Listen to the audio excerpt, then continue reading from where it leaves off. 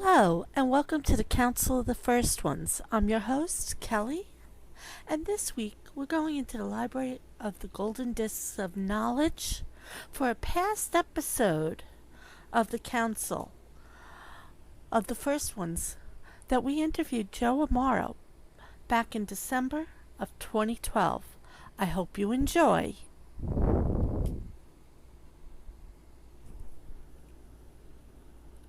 Following episode was recorded on December 9th, 2012.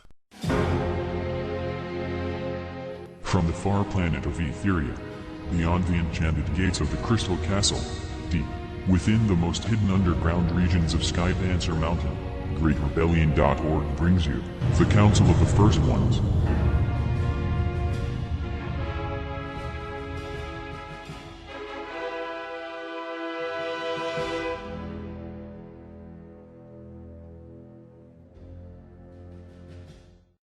Special thanks to Human.org.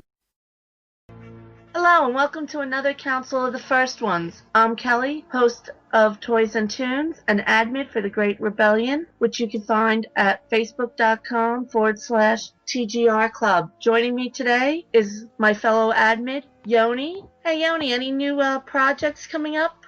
Well, it's been quite silent these past days and weeks, and well, I know that next reviews I'm going to do is pony DVDs, but it depends on when they arrive, probably January with my luck.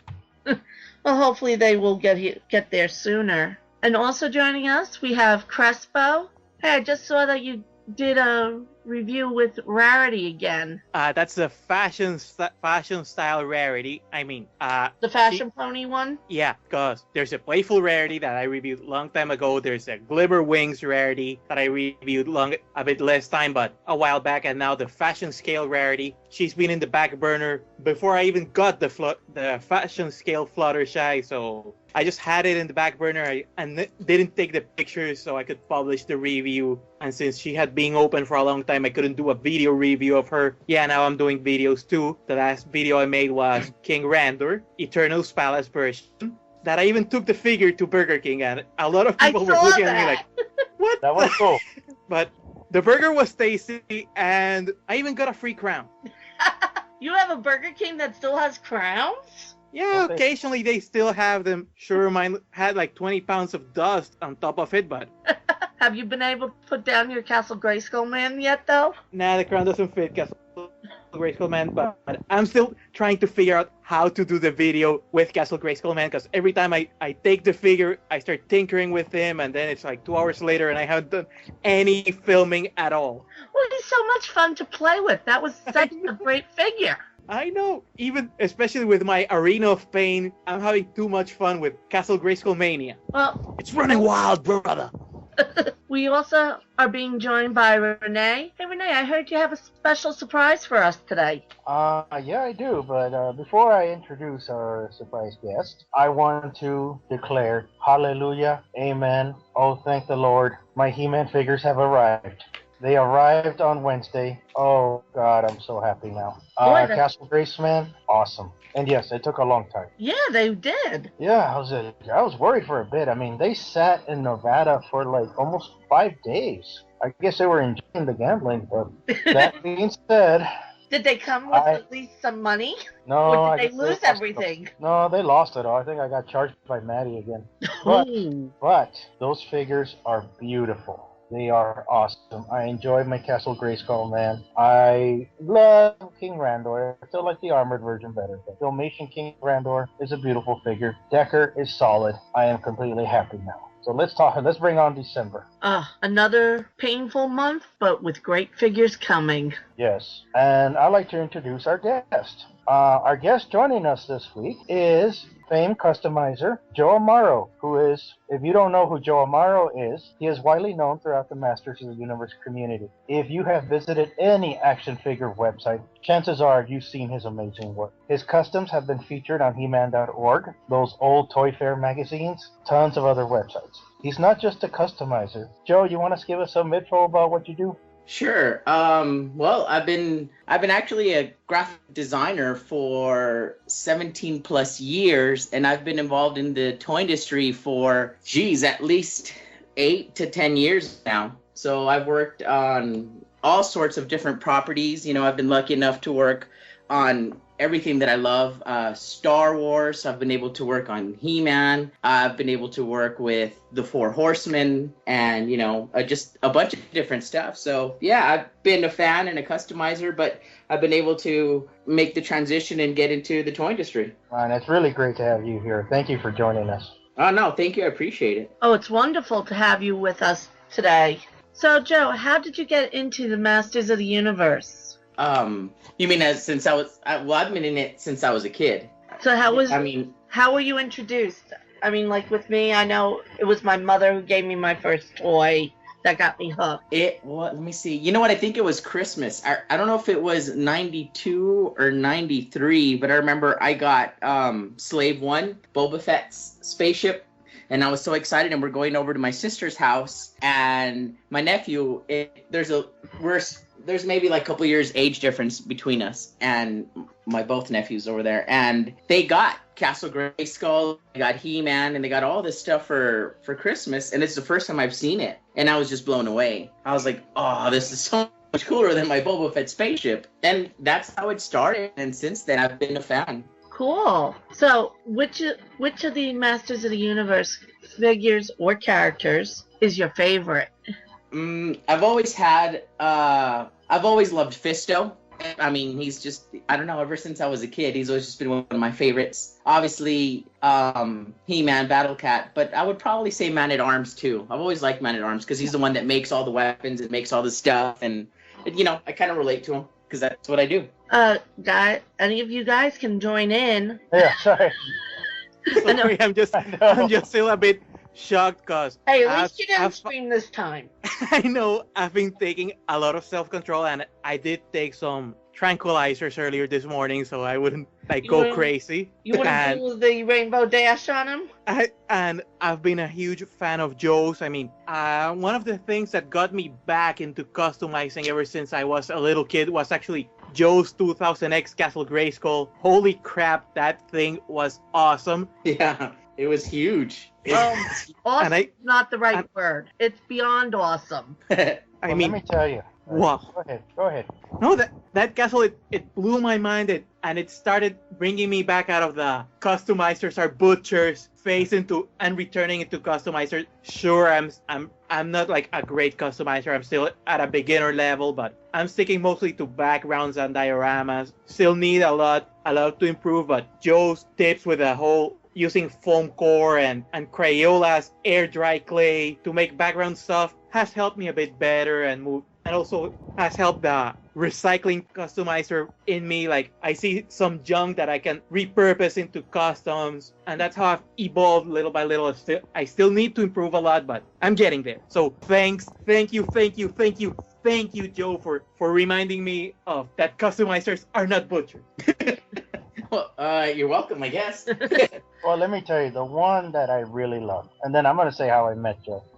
The one I really loved was that I saw he did a Snake Mountain throne room for the 2000X slide. With the throne, it looked exactly from the Mike Young collection, from the Mike Young cartoons. And it was drop dead gorgeous. He got the detail. It looked like he just got a piece of that cartoon and just literally put it in real life. And he had the Skeletor sitting up there, well, with the straight legs, sitting up there, and he had the villains out there, and I thought that was just amazing work he did there. But the first one, and I'll say how I met Joe, was, you believe it's been over 10 years. Isn't it crazy? Yeah. We got together on He-Man.org. There was the local, there was like a local forum, and somebody mentioned El Paso, and so we got into talking, and some friend of mine, I don't want to say his name because I didn't ask permission, but great guy. He said, hey, let's have a He-Man viewing party. And we were like, all right, let's do it. And so we passed on the information. A bunch of He-Man fans got together, and we were talking about He-Man, having a great time. Joe comes in with a custom Count Marzo that he made, and that was an amazing sculpture he did. He sold it, but he wanted to bring it over, show it off, and it was fully detailed. It was a complete work of art, and I did not want to touch it because I was afraid I was going to drop it and shatter it. I'm going to owe Joe some large amount of money, but still, that was a beautiful work of art. Yeah, I remember that. I did that Count Marzo. Originally, it was for Toy Fair. They were doing an article. The article was about characters that they wish would be made. So in that article, for them, I made Evil Seed, Count Marzo, Cringer, Carnivus, Chief Carnivus. Who else? I think there was some others. And so I made a bunch of them. And while I was doing that, that's when we all decided to get together. And I was like, oh, I'm going to bring my Count Marzo. And you guys got to see it before I shipped it off to Toy Fair. Oh, yeah. That was a great figure. And I remember those were great nights when we get together for those parties. Yeah, it was cool. It was cool, just because that's how the internet's kind of awesome, is that it really brings fans together. In the old days, you'd have to, like, maybe if you had a friend that was into it or whatever, but, we started getting on He-Man.org and everybody got together, and it was really cool. It's just fun to enjoy it with all the fans together. So what other customs have you done besides the ones that you just mentioned? I've done tons. What happened was that I was working with Toy Fair, and I was doing a bunch of different customs for them. They had different articles that they were doing, things that Wish List, I think it was called. So I would do all kinds of customs for them. Then they had TTT, Twisted Toy Fair Theory, and I would do some weird stuff for that. The one that Justin and I and Zach Goat always laugh about is I did a naked Jonathan Frakes for one of their episodes. And we still laugh about that one because that was so weird. And in fact, somebody was tweeting about they did an article about 80s toys that they wish they would revive. And one of them that we did was a line called Barriers. But what fans didn't know that we made up Barriers. So everybody was like, what? Well, yeah. And it's funny because we would go on the forums and online and people would be talking, yeah, I remember those. I had those. And we're like, no, you don't. We didn't. We made those up. And, it took years before they actually spilled the beans saying, no, yeah, we made that up. So I remember that. That was a great trick they pulled off of that. It was. Working with them was so much fun. I worked with Toy Fair, worked with Wizard Magazine, Inquest Gamer, and all those guys. So that was really cool. I mean, I don't know how many customs I did, but I did it for years. I did tons of them. Then I did my own stuff. And the cool part with them was that I got involved in almost all the projects they were involved in. So one day, Zach Oat emailed me, or he called me, I don't remember. And he said, hey, we're doing this project and we need like some puppets. Do you think you could do that? And I said, yeah, of course, I can do puppets. I wasn't sure what they meant. But so then they sent me some designs for some weird characters, and they told me to talk to this company called Shadow Machine Films. And I did, and then we, went back and forth on how to build the puppets, and that was sort of the start of Robot Chicken. At that time, it was called Sweet J Presents, and it was an online thing, and from there it grew, and it's now become what it is. So Matt Sunreich and Seth Green, we've all stayed friends through the years, and we're still friends. And Seth Green's a big customizer, so he sends me pictures of the stuff that he's been working on, or little things that he does. And so it's been kind of cool. And that that kind of opened the floodgates. And from there, I started doing I transitioned from doing customs to doing sort of more professional work. I did a bunch of commercials because I think Comedy Central hired me to work on some commercials for them. We did a spoof for Reno 911. I did some figures for that, and then it just kind of took off. And then Jazzwares, a toy company in South Florida, hired me to help them on Mortal Kombat, and I did. And then they hired me, and I was over there, and I stayed in Florida for about 8 years, I think. And I worked on everything over there. And recently, we kind of decided to kind of slow things down, and we moved back to El Paso, my wife and I. And so, but since then, I've done tons of customs. What's the last one that I did? I built another Castle Grayskull, but for classics. That one's also huge. I just did, a while back ago, I did the Attack Track. Oh, I saw that one. That was fabulous. Yeah, it's huge. I mean, it looks like it just came off of the Filmation cells. Yeah, I just really wanted it. And it's funny because I started building it and my wife came in and she's like, what are you making? And I said, oh, it's just a vehicle. She's like, okay. And then she came back, a couple days later, she's like, where are you going to put that thing? It's massive. It's huge. My wife is asking me the same thing about Castle Grayskull. Yeah. Well, luckily she gave me a room. I have a toy room / studio. So as long as it fits in here, she doesn't care. So that's where it is. So yeah, I mean, I've done tons of stuff. The last custom that I did was, I think for Thanksgiving, I sent out a little card and you know, an online card, and it had Shadow Weaver, and she had a platter, and on the platter she had baked the imp. Oh, I remember seeing that one. Yeah. Yeah, So that was hilarious. that was the last. I think that was the last custom that I did, and I just did that for fun. Right now, you mentioned your professional work. And just for our listeners, what figures might we know that you've actually sculpted and done professionally?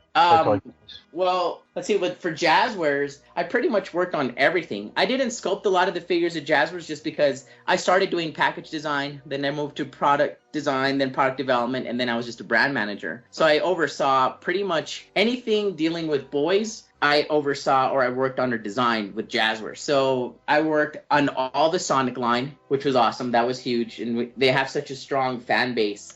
That's what made it really exciting.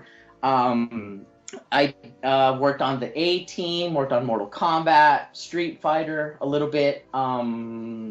Percy Jackson, the coolest one, one of the last things that I worked on was Star Wars. We got the license to do Star Wars spy gear. And so, you know, they came to me and they told me, hey, we want to do Star Wars. And I said, oh, great. Well, but what can we do? Because pretty much everything's been done for Star Wars. And their idea was, well, we want to do spy gear. And so, you know, it took a couple of days to figure out how we're going to work that out. So the theme came out to be my idea was to do bounty hunter stuff. What, you know, equipment or gear that Boba Fett would use, or Bosk, or those guys to hunt their prey. So they really liked the idea. We pitched it to Lucasfilm. They loved it. And the coolest part about it was we got invited to go to Skywalker Ranch. Whoa. So I went with the president. We went to Skywalker Ranch, and that was amazing. It's funny because I told him, I said, you know, I'm going to be Mexican about this, and I'm going to steal everything that I can. I'm taking the towels, I'm taking the soap, I'm taking everything. And he was just like, please behave. I know this is a huge moment for you, but please. And I'm like, I don't care. I'm sorry. I'm going to get ghetto on you. And so it was amazing. You know, they picked us up at ILM in these black buses. It was very, like, covert. And they drove us out to the ranch. And, you know, I took pictures in front of George Lucas's house. And then they took us to the theater.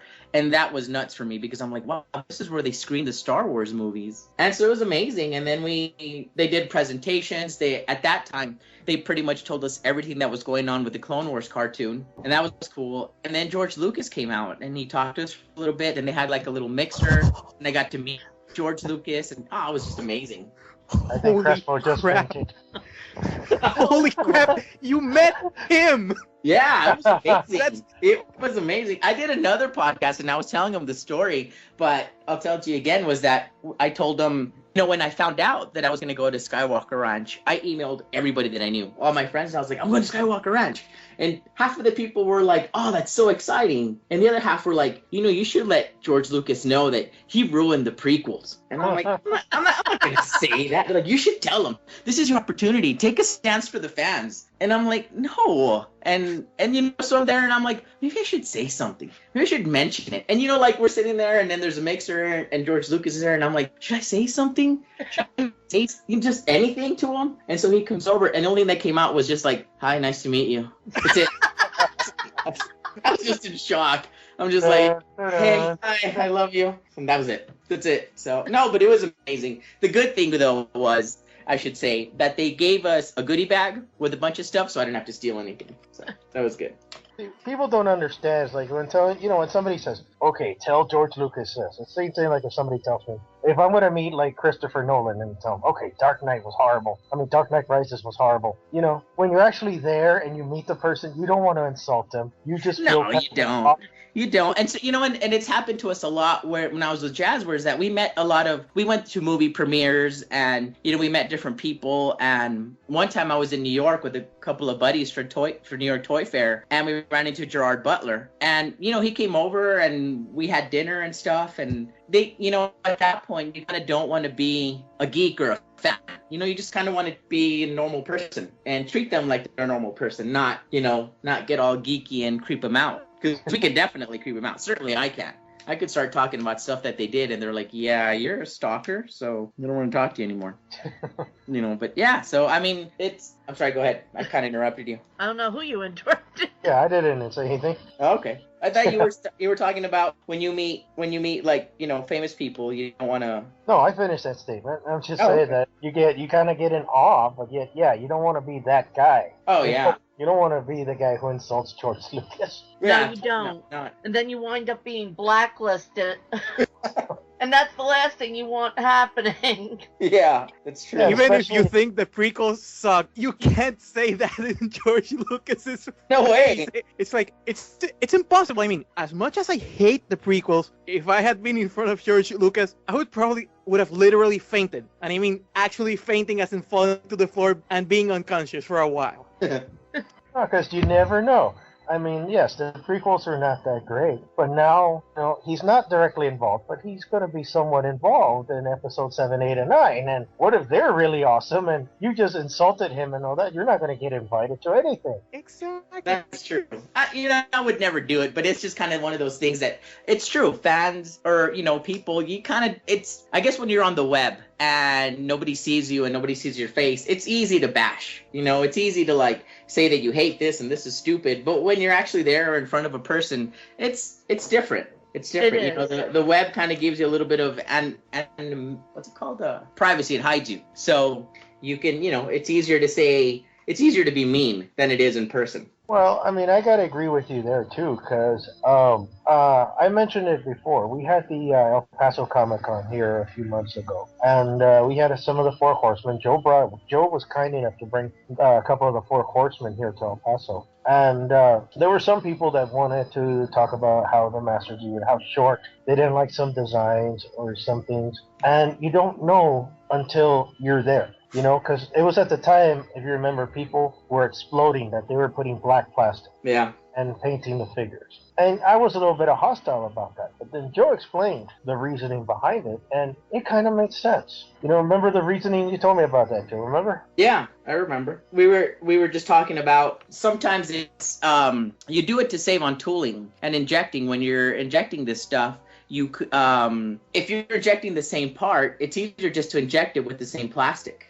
I think what could have been done was instead of doing black plastic, maybe they would have done clear. It would have worked a little bit better, because if it would have been done in clear, then it gets scratched. Then you wouldn't see a color underneath. You'd see the other color, the one that's painted underneath. And so, we used to do that. We did that at Jazzware several times, where you're trying to produce these figures and there's not enough margin, or you want to do the best that you can. So you try to find little tips and tricks to get them done. And, that's something that we did. You inject parts in clear and then you paint them. But the reason I say clear is so that way if it scrapes, you don't see, or it scratches, you don't see the color underneath. And, black was just a poor choice of color, but it's a pretty standard thing that other companies have done. Now, with the black I think plastic... NECA does it with gray. Now, I heard also with the black plastic, that's a way for them to recycle all the other, like the trim and all like that, remelt it, and black's an easy color that they can hide all the other colors. Is that true also?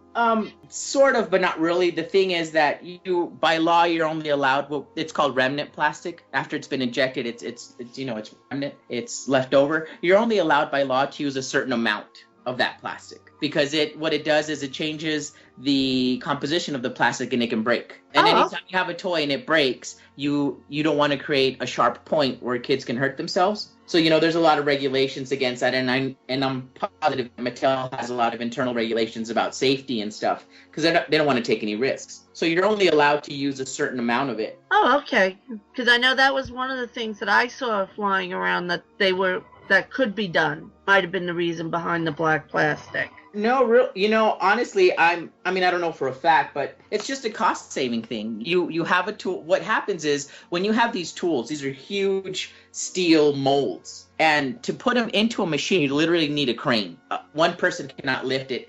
10 people cannot lift it. You need a crane. They weigh tons. So you put it into this machine, you set it up, you clean it, you put in your plastic, and you inject it. And, you inject it with the plastic. Well, in order to change the color of the plastic, you have to take it out, clean out the machine, And it's a big process. So it's faster and it's easier and it's more cost effective to just inject it. You know, if you know that you're using the same shoulder part for 8 figures, well, just inject them all and you have them and you have this stock built. It's not uncommon. A lot of companies do it where they share parts and they just inject them and you have them. That's why once in a while you'll see parts that are painted or they're off, or you'll see joints in figures and the joint part is a different color. You know, there's little things that companies do to try to save cost and time, but still trying to do a good product. And I just think maybe when they did it, they decided, well, let's just inject them in black because that's a kind of a neutral color. But I think if they would have done it clear, it would have been a lot better and you wouldn't have noticed it as bad. Now, you yourself have been to these factories and know that, right? I have. I used to, when I was at Jazzers, I used to go to China. At one point, I was going 2-3 times a year. There was one time, you know,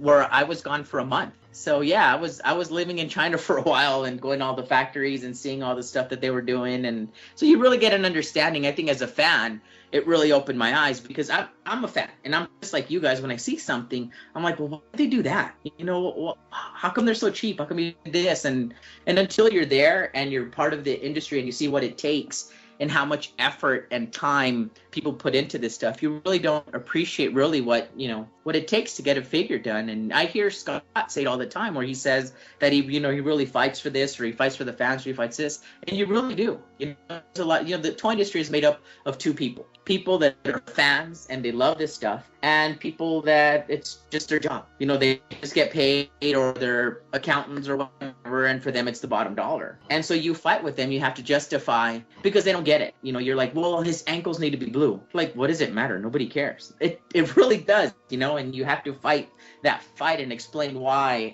We all do it at all my friends who work in toy companies, we always do it, where you have to kind of explain why things have to be done a certain way, because the average person will not know, but we know the fans would know. So, you know, when you're in the factories, you really do see it, and you see how much, time and care is put into all this stuff. It really changes your appreciation for toys. It did for me anyways. Can you walk us through the whole process from concept to final product for those of us who don't know about it? Sure. Well, the first part is you kind of come up with the concept of what you want to do. You know, the design or, whatever. Let's say we're talking about, and I'm just going to assume here for Masters of the Universe, they come up with an idea of a figure that they want to do. So the next thing they do is they'll do what's called, different people call it different things. They call it a B sheet. Some people call it a design spec or whatever. But you talk about how the figure's going to work, what accessories it's going to include, and how it's going to look, paint and deco and stuff like that. And that kind of helps other engineers figure out the cost of what this figure is going to be. And at that point, they start, okay, well, maybe we can't have one sword. We can have 2. Maybe we can do this. It can't be this color. It could be this. And so once that kind of gets settled and it gets approved, if you're working with the licensor, sometimes these companies, Mattel, obviously they own He-Man, so they don't need to go through that approval really. But if you're working, say, Jazzwares, we'd have to submit something and get it approved through Lucasfilm. So that point you submit and you ask them, hey, this is kind of what we want to do. Is this okay? And then they have people on their side that will tell you this is good, or this needs to be changed, or this is not within the brand, or, just different things. And that goes on for a while. And that's why you get those signs at, displays where it says pending approval. Right, right, exactly, because you're kind of pitching concepts. And once you kind of get a general idea and they say, yeah, okay, this is good, the next part is you sculpt it. There's different ways of doing it now. There's still very traditional sculpting that, like for Horseman, they do both. They do traditional sculpting and they do 3D. It just... they sort of use it for whatever best fits the product. They're not tied down or anything. And so a lot of people are doing that 3D for one thing and then hand sculpting for another, and just, and once you have the sculpt done, you submit that for approval. Whoever the licensor is, they take a look at it. They make sure that it's okay. They send you revisions, and then once you're done, you submit the sculpt, and depending on who the company is, some companies have it internal, some people use their factories in China. They'll make a tooling model, and a tooling model looks like the figure but is made of resin. It's got the joints and it works like how it should, but it's what they use to make the metal tool with. Once that tooling model is approved and all the movement is how it should be, they make the metal tool, and that can be done different ways. They can cut it with a CNC machine. They can, they make this metal tool. Then once that is done, they'll inject it with plastic. And at this point, they just use whatever plastic they have. If they have a machine that has blue plastic in it, they'll just put it in and inject it. And that's why you see first shots. Most people call them first shots. And those are figures that have been injected, but they're weird colors. We see them all the time. It's like a blue figure with a red arm, with a pink head, or whatever. It's just because the factory's testing the tool. So that gets approved usually by the engineers of the company to make sure that it's okay. Safety standards are there, no sharp points, breaking or whatever. And then you go into injection, you go into production, and you start injecting the figure with the proper colors. By this time, you already would have done a paint master that kind of tells the factory, this is the colors that we're going to use. And what they'll do is they'll take some of the injected figures and they'll paint them up. You approve them, say yes, and then you go into production. At the same time, while that's all happening, you have another artist doing the packaging, how it's going to be, packaged, blister, box, or whatever. And then by the time the figure's pretty much being injected, that's already done. And then the factory puts it together and you get your first samples. You take a look at them. If you're okay, then they just go full speed. And so usually for most companies, it takes about a year. From start to finish, it takes about a year because it takes a while to make the metal tools and all the debugging to make sure everything works properly. I mean, Mattel does a wonderful job. But you can, if it's something simple, you can go as fast as 6 months, but usually it's about a year. And the average fan, they don't get that information. They always wonder, again, they say, well, let's have this now. Let's get this now. It takes time. It absolutely takes time. It is. And you know what? I know that little problems happen with these figures, where things get reversed or colors off or whatever, but they're making thousands of figures, and there is a lot of quality control, and there are fans in China. There are fans that work in these factories, and they, when I was at Jazzwares, the guy that I was working with, Ringo, and he was in Hong Kong. He was in our Hong Kong office, but we would go to China together all the time. He was a huge action figure fan. There's fans over there too, so they see this stuff and they try really hard. It's just sometimes you're either pressed for time, you have deadlines to meet, there's budget requirements, there's a whole mess of other things. But there's fans out there, and really, I know there's been a lot of issues with the classics figures, but overall, they are beautiful figures, and they are constructed really well, and they're gorgeous. It is amazing. They are. They really are, because I've worked with other companies where we turn in a sculpt, and when you get the production figure, it doesn't even match. You're kind of like, what happened? And there's just a lot of things that they'll do to cut costs, or the factory did a mistake, or somebody decided to do something else. But Mattel really takes, if you notice, if you look at the 2-ups from the 4 Horsemen to what you actually get, it's really, really close. It's amazing. Mattel really does care, and they really do try to give us really good product. I mean, you see it. When you see a 2-up and you see the figure, it is amazing. It is almost exact. So, and sorry. No, go ahead. I was gonna say, I always like to cite, like, people say, oh, these are poor qualities and all this. I always like to cite, like, other toy lines, like I'll say Star Wars figures, who are smaller, and the price has gone up, and they're cutting on articulation and all this to save money. Oh yeah. Look at all the movie figures that are out right now. That is true. And I'm afraid that figures are horrible. They're like 80s figures. They have no arm articulation, no knee nothing. They were just like 80s action figures. They are. And I sell people, it's like, well, people have said, well, let this line die. And I'm kind of like, they'll do another one. I'm like, yes, they'll do another one, but it won't be as good. This is as best as we're going to get. Oh, yeah, no doubt. I mean, just look at the 2000X line. We didn't have nearly as much articulation as we have with these guys. No, and they had spinal problems. They were all hunched over, remember? Yeah. And they have to be placed in weird poses just to get them to stand. Buzzov, I'm looking at you, because damn it, you look at Buzzov wrong, and he always fell. I mean, he looked awesome. I mean, I love the 2000X Buzzov a million times more than the classics and the vintage Buzzov, because I love the insectoid look. But man, was he a pain in the neck just to keep him standing up. Oh yeah, the designs of 2000X figures were amazing. But the execution of them, they were, they felt kind of like 80s toys. They're nowhere near what classics were, and I think sometimes fans forget that. I remember how people were mad because the figures weren't articulated at all. And now we have super articulated figures with extra heads and weapons, and you're like, this is amazing. Yeah. Well, my biggest gripe was that in the 2000X one, I got a track jaw, and I tried to put him on the pterodactyl, and there was no way. And then when I finally sort of tried, his leg popped off because I tried too hard. Yeah. I never had that problem with my 80s toys.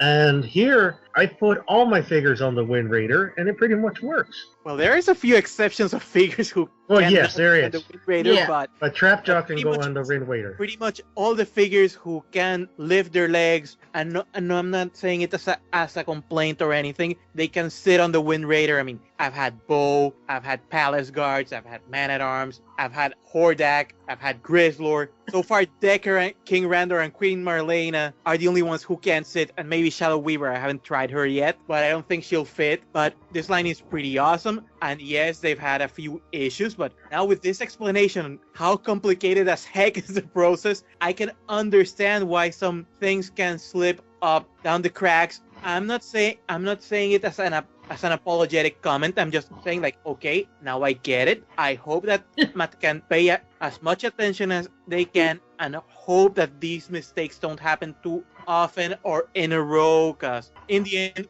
we fans can be a bit fickle, and damn it, I want my Glimmer. So Yeah, I I want Glimmer. after I get Glimmer. No, but seriously, the process, it sounds a lot more complicated. Something that it should be known to the fans, well, explained to the fans so they can understand, like, okay, this is a lot more complicated than we thought. So not to be forgiving, but just to understand why these mistakes happen. And besides, these mistakes have even helped me learn a bit more about customization. I've been reading a lot, so I fixed my Stinkor, I fixed my King Hiss. Special thanks to Hunter Knight for the tutorial. I fixed my Frosta. So I fixed a few figures that had some of these defects. I even had to fix one figure that came with both thighs reversed, but I'm not gonna complain about that because it was a simple heat up with a blow dryer and pop, then swap. So it should not happen, but if it happens and I can fix it, well, sure, I'll fix it. Just I hope it doesn't too often. No, and I know it's a little harder. I think the reason that some fans are a little tougher on these is because we don't get to see them. You know, they're not in the store, so you're kind of just taking Mattel's word on it. But as you were speaking about cutting articulation, I used to be a 25th anniversary G.I. Joe collector with the Rise of Cobra. I just got whatever figures I didn't have a 25th version of, but when the Rise of Cobra came, I was pretty disappointed with those figures. I mean, I love the Cobra Commander. I even bought him in the comic colors, but I was disappointed when I got him, and he had a lot of articulation missing. It's done because of logistics and balancing the budget, but and mostly because it's aimed at kids. But kind of sucks when these toys were like super articulated and suddenly start losing articulation. Please, Mattel, don't cut articulation on classics. Don't cut articulation. Best part about classics, they look vintage, but they have modern articulation. Because my biggest disappointment with the 2000X line was that they had like 4 points more than the 80s figures, and in the era of Marvel Legends, with their super articulation, having Captain America that can flip the bird at Iron Man, and then have that his new points of articulation is wrist swivel and semi-ball jointed shoulders. It didn't cut it that well compared, obviously, to Marvel Legends, but I still love my 2000X figures, even though some of them were prone to breaking. Cough, Triclops and Mechanic. It's all amazing. I mean, best action figures sculpt-wise. I mean, they even beat the crap out of Marvel Legends in the sculpt department. But articulation, that's where Mattel kind of lost me. And Masters of the Universe Classics, it's like a dream come true. I'm trying to keep awareness with the brand, with my friends, co-workers, etc. But there isn't much awareness of the line. It's like people are still surprised when they see them. I know it's a tiny line, but it's like, holy crap. I've had people say, like, holy crap, are those customs? I'm like, no.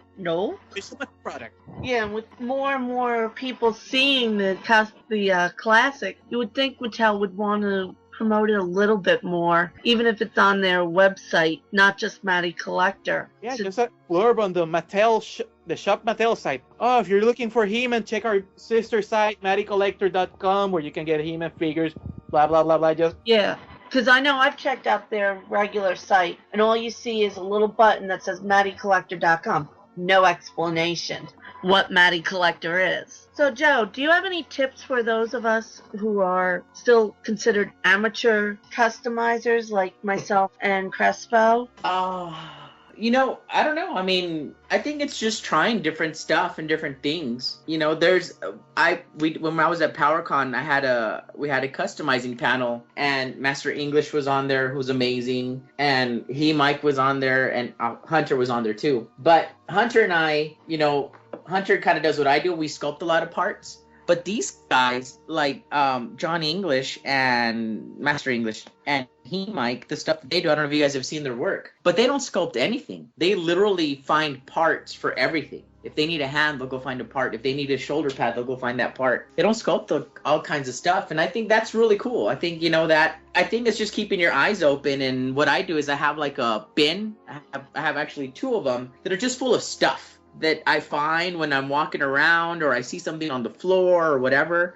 And, the saying I always tell myself is like, oh, this could be something. And like now my family does it and my friends. They'll give me little bottle caps. They give me little things that they find, or here, I thought you might like this or whatever. And just that's kind of cool, because if you keep a pile of stuff, it might, inspire you to, what this could be, and then you start making it. And, that's just it. It's just practice. Is all it is just practice. Well, one thing I like about you is your painting, your paints that you use. Can you tell the listeners, like, again, what kind of paints you prefer you work with? Sure. If I'm painting something that's a large area or of a large, of the same color, I'll use spray paints, and the ones that I use are Tamiya paints. I think they're Japanese hobby paints, and they use them for painting Gundam models. Those are the best because they have them in glossy, they have them in matte, they have them in satin. They have a wide range of colors, and they go on super thin, which is the best because the goal that I have when I'm sculpting or when I'm customizing is I want to make it look production. That's my goal. I want to make it look like it fits in with the line. I don't want, there's a lot of guys that'll do extra shading and extra dirty washing and make it look realistic or whatever, but that's not me. What I like to do is try to make it look like it fits into the line.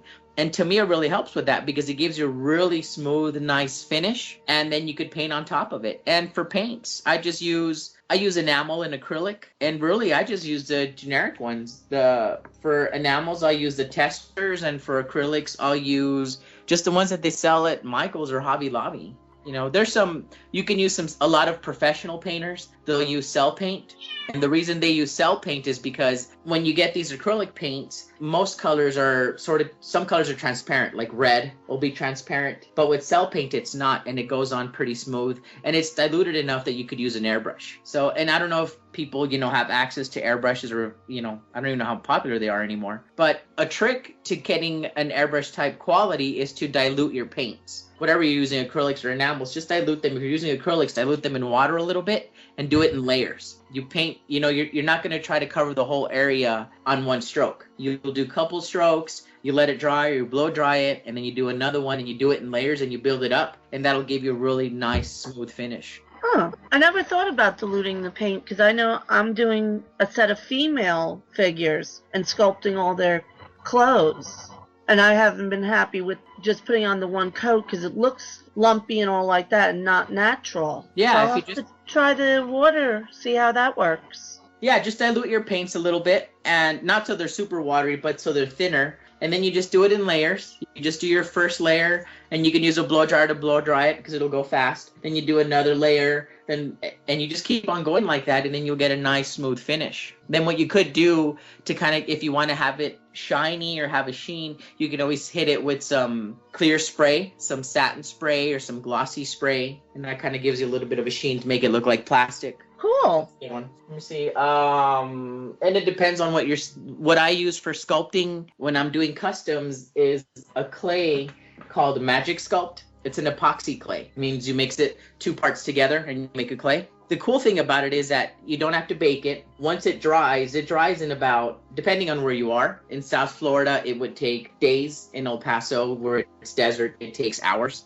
It's dry. The cool thing about it is that when it dries, it's super hard and it dries into like a plastic material. So it's easy to sand, it's easy to drill, it's easy to paint, and it's not brittle, it won't break. Whereas Sculpey, which is awesome, like because that's what I started with, it's brittle and it breaks, and you have to bake it. This stuff, it just air dries and you just leave it in a couple of days and it's done. Because I know I'll use Sculpey for when I'm doing something very thin and I want it to be more transparent. How is that other material that you mentioned? Can you get it really thin? Oh yeah, definitely. I've used it for making weapons, so swords, handles, and stuff like that. Let's see, what did I do? I just finished doing, my buddy is doing a custom of Warduke from Dungeons and Dragons, and he's doing it in the He-Man style, and he asked me if I would make him the sword. So I said, sure. So I did it. First, the top part of it is styrene, which is a plastic, but the handle and all the other stuff is Magic Sculpt, and it's really nice. I'll send you guys a picture when I'm done. Oh, cool. Sorry, Rene, to cut you off. No. I mean, I was going to ask him, since Joe's working with the Four Horsemen, was there anything he's picked up from them? Any new skills, techniques? Because, we're always learning. We're always learning in our skills and our trades. We're always growing. So I was just wondering, like, what is it that he's picked up? Because these are one of the best toy makers in the business right now. So I just wanted to pick his brain a little bit. What has he gotten from them? I've learned a lot from them. A lot. I mean, I tried for about 7 years maybe to work with them, pitched them ideas on stuff I could do, the best thing about the Horsemen is they're so open and fan friendly. You could go up and ask them anything and they'll tell you. That's the best thing about them. So they're just an open book. And so last time that Shane and Owen were here, they kind of gave me a tip of whenever you cast something and you have air bubbles or holes, you could mix super glue, but like a medium super glue, not a real watery or the gel, like a medium thick super glue with baby powder. You mix it to make a paste, and you can use that to build up things, cover holes, do little patch up work with it, and it dries super fast, and then you can sand it down smooth. And that's been such a huge thing for me because, I've kind of started doing some fan projects where I'm casting some stuff and, making it available to the fans, and you get air holes, you get air bubbles, and that works awesome. That's like probably one of the best things that I've learned from them. That's really changed, how I do things. Yeah, that's a really interesting tip. Just to take note, a medium thickness super glue with baby powder. Yeah, just your regular talcum, the white baby powder, and it has to be baby powder. And you just mix it together and it makes a paste. And you can actually sculpt with it if you wanted, to build up things, like if you have a sword and you want to make the tip real pointy, you can use that, and then you could sand it down. It's really good. It's an amazing trick. So if I want to make like a flat ab piece or a classics figure, I just cover the normal abs with that, let it dry, sand it, and then it will be like if you're customizing. Let's say you removed something from a figure, like a shoulder pad or something, and you kind of have a hole there. You could use that to cover it, and it smooths over, and it kind of, like in cars when they have dents, they use Bondo, which is like a paste that you set. It's the exact same thing, but kind of like for figures. It's basically action figure Bondo. Yeah, it's action figure Bondo. It's amazing. It's a really great trick. I'm actually writing this down. I thought I was the only one taking notes. On a physical note. No. See, I'm gonna cite some friends to listen to this podcast for Joe. Yeah, because it's pretty good to know all these tricks. Because sometimes because I'm usually like hunting for pieces that lately I've been visiting like Dollar Trees. See, and with me, scale for vending machines. Because it's pretty awesome what you can get pre-made, and now that I'm learning now how to do, I may try to actually sculpt things to make stuff and it's really good to learn these, because I'm practically clueless. I tried Sculpty once and it's great, and I hate working with Sculpty. There, I said it. It was kind of broken up. All I got was I hate working with Sculpty. That's all I got too. Yeah. Well, I hate it because everything breaks up, and just like my signal right now, and I only ended up using it to make Ninja Turtles pizza because that's the only thing that never broke. Everything else broke. Yeah, mostly.